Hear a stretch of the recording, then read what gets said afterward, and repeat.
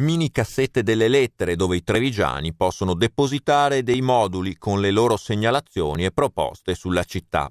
È l'iniziativa promossa da Indipendenza Veneta per ascoltare e coinvolgere direttamente i cittadini nell'elaborazione del programma per le prossime elezioni amministrative.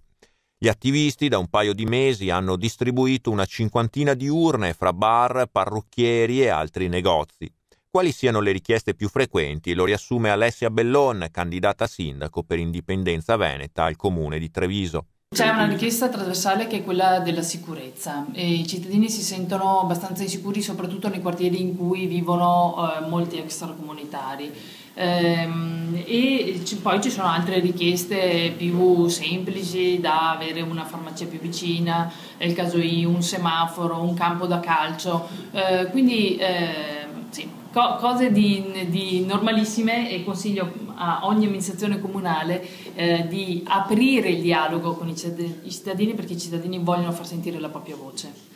Il movimento indipendentista ha inaugurato ufficialmente anche il suo nuovo quartier generale cittadino in via Manin 64.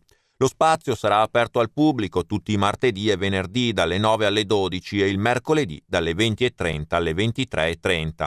L'altro ieri però la sede ha subito già un atto di vandalismo. La bandiera della forza politica esposta sopra la porta d'ingresso è stata divelta e rubata, danneggiando anche una finestra, come spiega il portavoce di Indipendenza Veneta Gianluca Busato.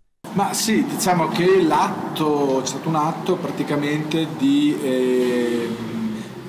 noi abbiamo messo il vessillo al di fuori della bandiera, qualcuno ha pensato bene di toglierlo e anche di levare l'asta, di fare un danno.